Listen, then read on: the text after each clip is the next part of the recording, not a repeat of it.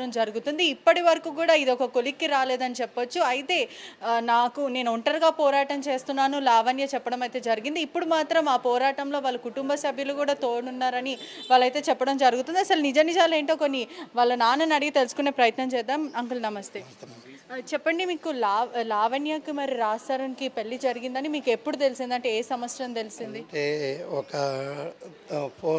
1 year లోపల ఇట్లా గుళ్ళో టెంపుల్లో చేసుకున్నాము.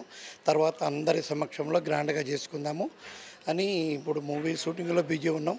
కొంచెం అందరికి తెలిసేటట్టు తర్వాత గ్రాండ్గా చేసుకుందాం, ప్రజెంట్ ఇంక ఇదే అని చేసేసి. అంటే ఈ 2 కుటుంబ పెద్దలకు అందరికీ తెలుసు ఇదంతా, వీళ్ళు పెళ్లి చేసుకున్నారు, వీళ్ళు కలిసి ఉంటున్నారు ఒకటే ఇంట్లో అని చెప్పి తెలుసు. అవునండి. ఓకే.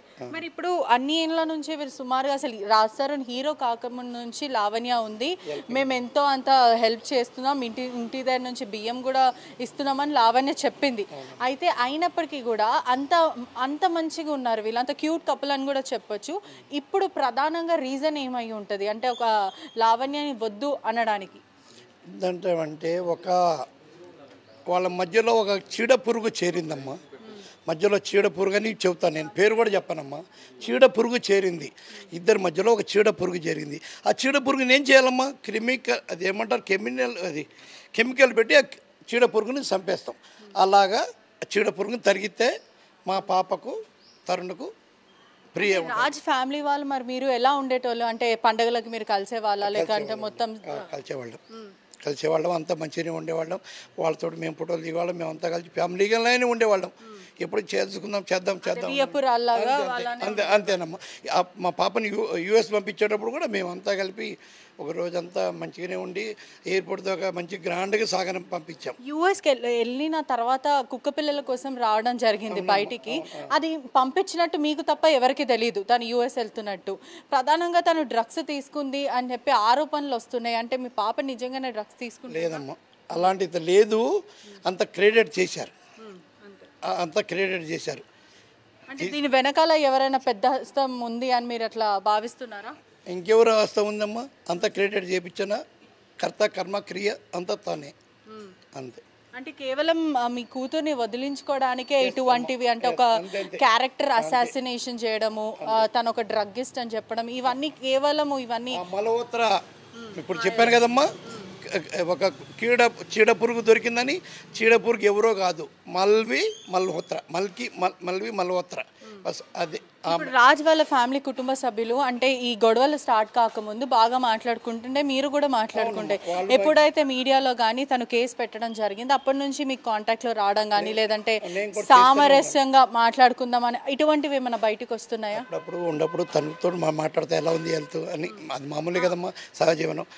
బట్ ఈ 2-3 మంత్ నుంచి నేను కాల్ చేస్తుంటే అది నాట్ రీచబుల్, లిఫ్ట్ అని కదమ్మా, నాట్ రీచబుల్, చేరుకోలేరు, అది ఏదో నంబర్ స్విచ్ ఆఫ్లో ఇంకా పని చేయట్లేదు అని.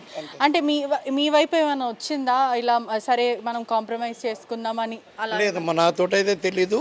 తన్ని అది మల్హోత్ర తమ్ముడు బెదిరిస్తున్నాడంట. రాజ్ తరుణ్ వదిలించుకోకపోతే చంపి నీ బాడీని కూడా దొరకనీను అని చెబుతున్నాడంటమ్మా. అలాగే నాకు జరిగిందంటే మీ మీడియా ద్వారా అందరికీ చెబుతున్నాను, మా పాపకి ఏమైనా అన్యాయం జరిగిందంటే అది చాలా దూరం పోద్దమ్మా, చాలా దూరం పోద్ది. మీ మీడియా ద్వారా నాకు తండ్రిగా మీ ఆవేదన కూడా అర్థమవుతుంది.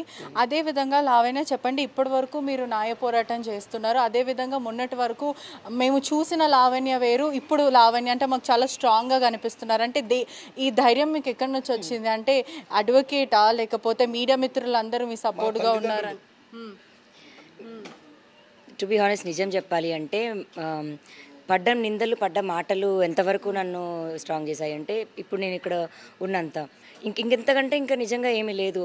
ఎక్కడి నుంచి అయితే మాటలు పడకూడదో, నేను ఫస్ట్ మెయిన్ పర్సన్ నాకు రాజ్ అయి ఉండాలి. రాజు నుంచే మాటలు పడ్డాను, అవి వినకూడని. అది అతను ఎవరికి చెప్పాడు, మొత్తం ప్రపంచానికి అంతటికీ చెప్పాడు. ఇంకా సరే దాని తర్వాత ఇంకా నేను అది నాకు సఫర్ అవ్వకూడదు, నేనెందుకు సఫర్ అవ్వాలి, బాధపడాలి అన్న దగ్గర నేను స్ట్రాంగ్ అయ్యాను. దానికి ఖచ్చితంగా నేను దిలీప్ సార్ అనే చెప్తాను. స్ట్రాంగ్ పిల్లర్ లాగా ఉన్నారు. అండ్ మై పేరెంట్స్ నాకు వాళ్ళని చెప్పాలి అండ్ ఇన్వాల్వ్ చేయాలని అనుకోవట్లేదు. బికాజ్ వాళ్ళు చూసారు మీరు వాళ్ళు ఎంత సెన్సిటివ్గా ఉన్నారో. వాళ్ళకి నా సైడ్ నుంచి ఎటువంటి ప్రాబ్లం వచ్చినా, అపాయం అన్నది వచ్చినా, అది ఇంకా నాకు కుంగదీస్తుంది.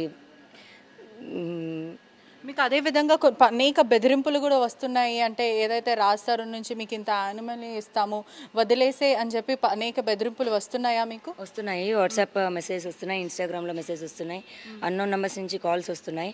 ఇంకా డైరెక్ట్గా వాళ్ళ లాయర్ ఎవరైతే ఉన్నారో అతను సెటిల్మెంట్కి రమ్మందాము అన్నాడు. ఒకవేళ సెటిల్మెంట్ చేసుకోకపోతే పరిణామాలు ఎలా ఉంటాయో నువ్వు చూస్తావు అంటున్నారు. నువ్వు ఎవరితో పెట్టుకుంటున్నావో నీకు అర్థం కావట్లేదు అంటున్నారు. సెటిల్మెంట్ అంతా చేస్తే 5 CR ఇస్తామని చెప్తున్నారు. అంటే ఎఫ్ఐఆర్ అయిన తర్వాతనే ఈ డిస్కషన్ అంతా జరిగింది. అంటే బహిరంగ ఒక ఆడ మహిళని బెదిరించడం కూడా జరుగుతుంది ఇప్పుడు. నేను అవన్నీ కూడా సబ్మిట్ చేస్తాను. ఇంకా కుదిరితే ఆ లాయర్ పైన కూడా కేసు నమోదు చేస్తాం. చెప్పండి లావణ్య, మొదట మీరు ఇవన్నీ ఏదైతే అబోర్షన్ అని ఇప్పుడు తెరపైకి వస్తుందో మొదట మీరు చెప్పలేకపోయారా, లేకపోతే ఇప్పుడు సృష్టించి చెప్తున్నారా? అసలు ఏంటి, కొంతమంది నెటిజన్స్కి కూడా తెలుసుకోవాలని చాలా అనిపిస్తుంది. అంటే ఎందుకు అంటే నావాడే అని చెప్పి ఆగిపోయారా, లేకపోతే ఏంటి కారణం ఏంటి, ఇప్పుడు చెప్పాల్సిన అవసరం ఏంటి? ఒకటి, అది చాలా సెన్సిటివ్ టాపిక్, బయటికి చెప్పాలన్నది అయితే నాకు లేదు. అండ్ సృష్టించడం అంటే 2016ది లేదా 17, 18ది ఇప్పుడు తీసుకొచ్చి ఎక్కడి నుంచి క్రియేట్ చేస్తాము. అండ్ అదైతే చిన్న హాస్పిటల్ కూడా కాదు. మరి 2016 బ్యాంక్ ట్రాన్సాక్షన్ ఎక్కడి నుంచి మనం సృష్టిస్తాము? అదేవిధంగా అమ్మ, ఇప్పటి వరకు అయితే గత 4 రోజుల నుంచి అంటే వారం రోజుల నుంచి మీ పాప